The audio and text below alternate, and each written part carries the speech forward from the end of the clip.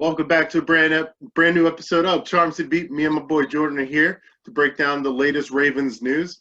Of course, COVID-19 has changed the landscape of sports everywhere, where it's made how we get the information a little different. And also, we haven't had preseason, which honestly hasn't concerned me too much. But let's get down to the biggest news. Earl Thomas. What's going on, man? What the hell? Yeah, the Ravens. He got an altercation on Friday. He got in a fight with Chuck Clark, and 2 days later, the Ravens announced they're moving on from him. And it's kind of a surprising move, but I think it's something the Ravens kind of wanted probably for the last year or so. And I think Earl Thomas gave them the excuse to pull the trigger. Yeah, I mean, he made it easy to refund, essentially, because, I mean, we didn't get any money back, obviously. We're actually getting hit a little bit, actually, from what I'm seeing. But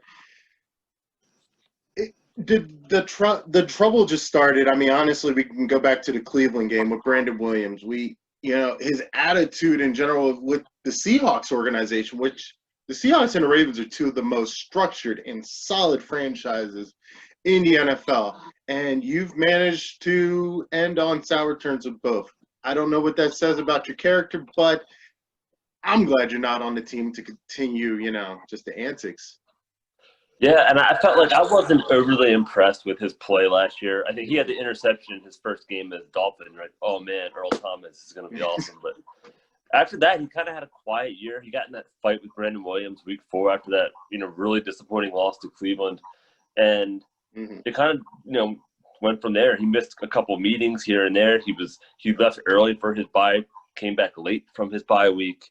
And then obviously the playoff game when he got embarrassed on national television, it became a joke from being pushed over by. He became a meme legend. Actually, I mean, again, I was at that game. That was tough to watch in person, and then to get home and watch it on ESPN all day, all night in replays, and then have to see memes and memes. I wanted him off the team at that moment. I was like, dude, you're running away from tackles. Ed Reed never would have. So, you know what, you don't deserve to try to fill his shoes in any way, shape, or form. Now, on the back end, and then also actually jump forward a few months ago, right around the time the shutdowns began, he got caught up in a situation with his wife and his brother and a mistress. And it's like, what? It's bad publicity. The Ravens don't like that kind of stuff. I think ever since the Ray Rice incident, they've been sort of distancing themselves from those kind of distractions, and they've been doing a good job of that. And Earl Thomas just isn't that type of – he doesn't have the character that I think that the Ravens like in the players so much. And I think I think they've been looking for an excuse to get rid of him. And as soon as he hit yet another player, it was like, get him out of there. Yeah. Let's do it. I mean, it's one thing for your coaches to throw you out of practice and, give you shit. But when there's, a committee of players virtually calling for you to get cut, that shows that no one in that locker room was your friend. No. You weren't making any friends. And by all means, hey, good luck with wherever you land, but you won't be here in Baltimore. Yeah, I think because he's instantly going to become a free agent, so the Ravens can't trade him, I don't think.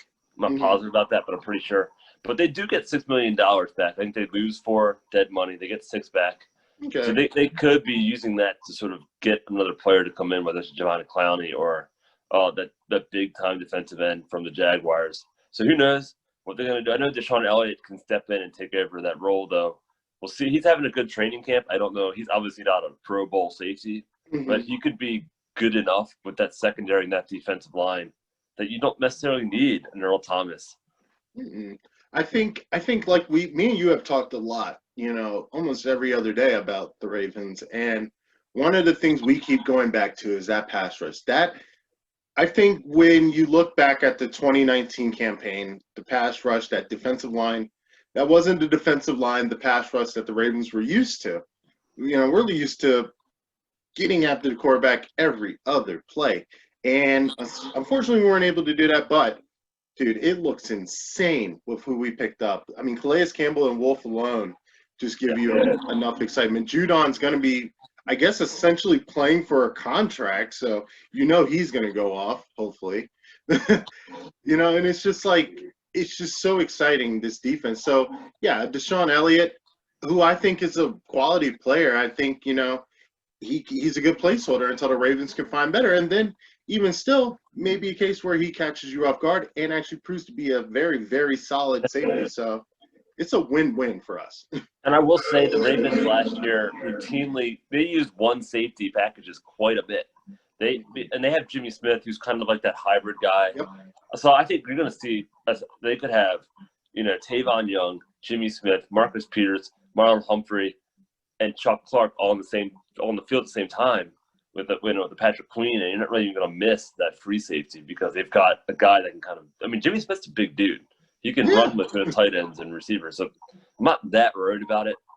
And so I'm excited to see what happens. I think it's the best timing for something like this. Of course, you never want to see a situation like this in your locker room, but with the talent that we have this year, it's the best timing for it. I mean, the Ravens, like me and you have said, this is probably the youngest, most talented squad we've had in years.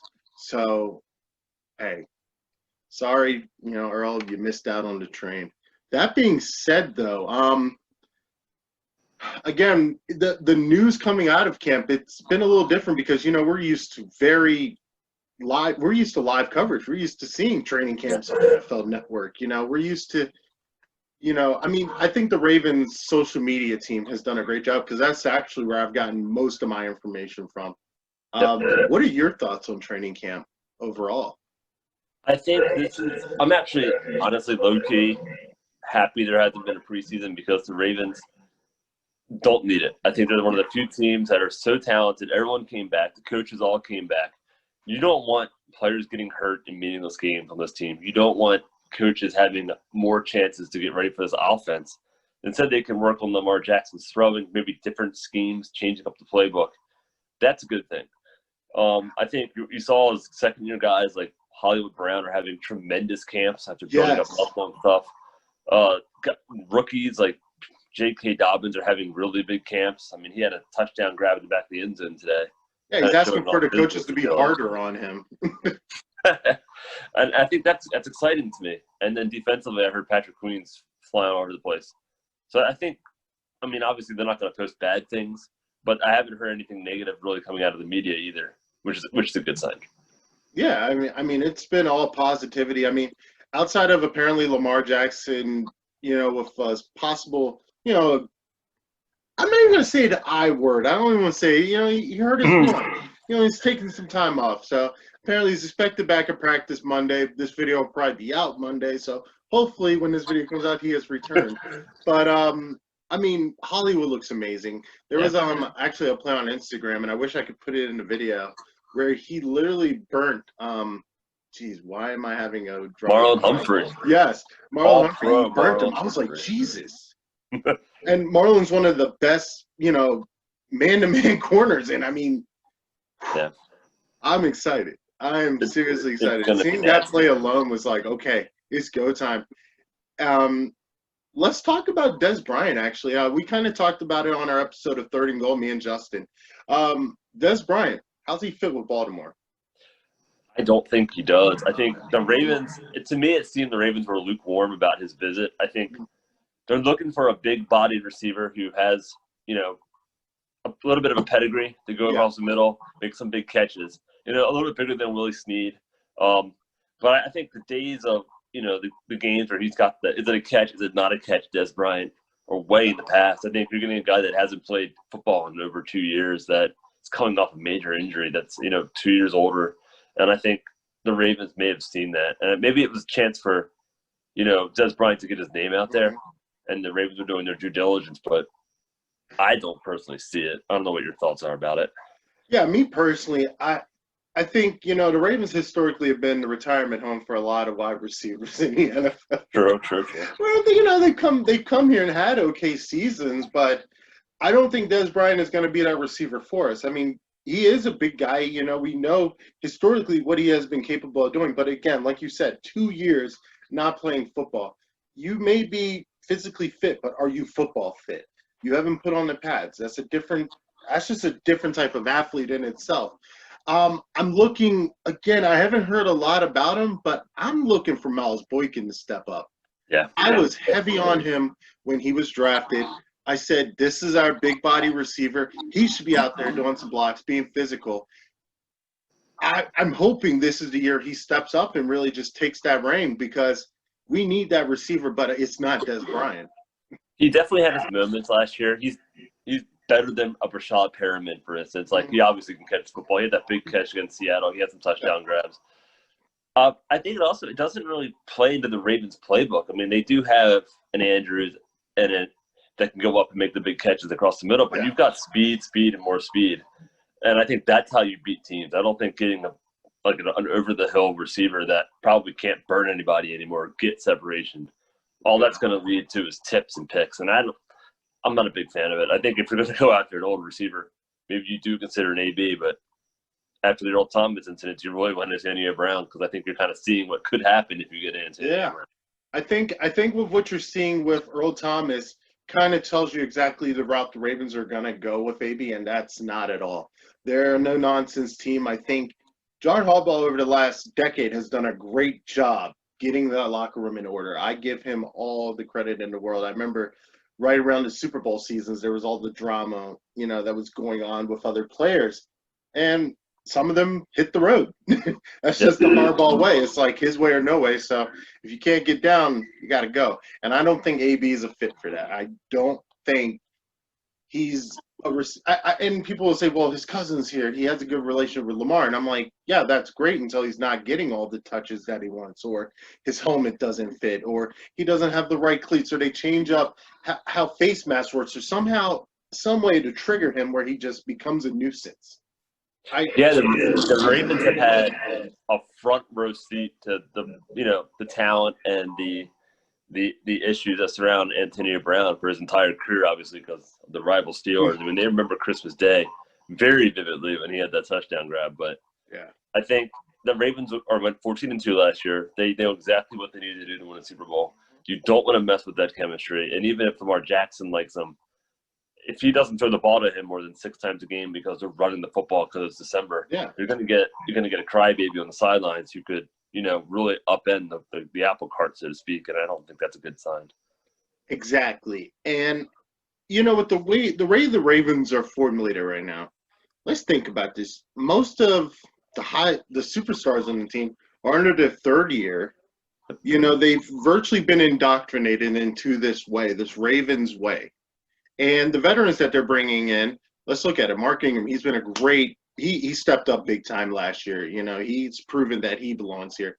Calais Campbell, everything I've seen of that guy, it's been – this is the leadership the Ravens have needed for years. Like, I get chills, like, when I see him. I'm like, this guy's out here. He's running that defense, and that's great. So you're not going to bring some guy that's not going to provide leadership or has youth in him. So, I mean, AB and – Dez Bryant, while yes, historically they are good wide receivers, and AB probably could have had a Hall of Fame career had he kept his head on straight. But the Ravens don't need that. The Ravens are fine. We are good. And as long as everybody stays healthy, thank God for no preseason with no crazy injuries. We have about, a week or two left? So, I mean – it's unreal how fast it's going. It's crazy. It is. Like, I felt like, in years past, I mean, I don't know how you felt, but preseason always just seemed like, geez, 4 games, get the hell on with this already. It may have gone slower for me because I covered them, obviously. That's true. The year there every day. I don't miss it. I do remember I saw Calais Campbell last year in that joint practice, and that is a big dude. He is every bit of 6'8", 300 pounds, like monster. And he can go. Like, dude can go. Like, you are built like an NBA, like, power forward, and you can go. Like, I mean, I'm excited.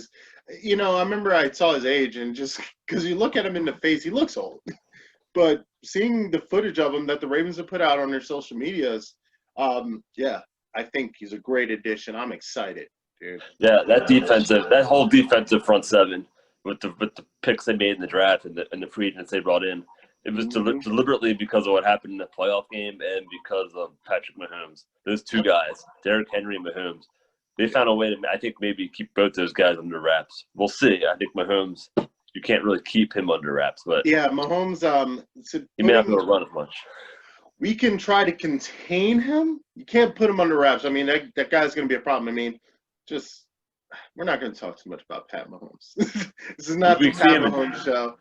5 weeks. My birthday, September 28th, Monday Night Football. We play the Chiefs, and I think that's going to be an absolute incredible game. And I'm so sad I can't go see it live. But Dude, who are you wow, get telling? your I was popcorn. right there. I was supposed to be there myself,